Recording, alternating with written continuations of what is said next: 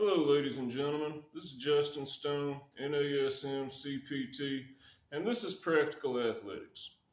If you're an athlete competitively or if you're just a weekend warrior, you probably know the importance of balance, particularly under load and during change of direction. You may also be aware that rarely, if ever, during an athletic contest will you find yourself with both feet planted squarely in the ground and pressing evenly off of both feet. These are some facts that should definitely be taken into consideration with regards to your training. Now, don't get me wrong, bilateral movements such as squat and leg press are a great way to build a good base of strength.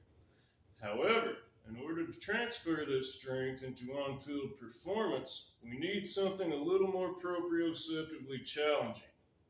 Staggered stance and unilateral movements such as split squats and various types of lunges much more closely mimic on-field activities, especially when performed in different planes of motion. So the movement we're going to talk about today is the Bulgarian split squat. Now, the Bulgarian split squat is a fairly difficult movement, and I wouldn't advise it for beginners, at least not until you've built up a good base of strength and balance. First, I'll give you a brief history. Back in the early days of the Cold War, Olympic weightlifting looked a little bit different than it does today. If you've ever watched Olympic weightlifting, then you're familiar with the snatch and the clean and jerk. And if you've seen those movements performed, then you're familiar with the deep catch position in which the lifter would drop butt to heels in order to secure the catch before continuing the movement. Well, in the early days, they did not use the traditional deep catch that you see today, but rather they would drop into a deep split squat to secure the weight. It was actually quite impressive. You should look it up. But then, as today, Olympic weightlifters would break the lift into different segments and use different accessory exercises to train each segment of the lift. That is how the Bulgarian split squat was born. Coming out of that deep split squat position with hundreds of kilos of weight over your head, they needed to build strength and balance. Okay, that's enough of the history lesson. It's time to do the thing. Now, all you really need to do the Bulgarian split squat is a regulation size bench or a box or anything that's about that height.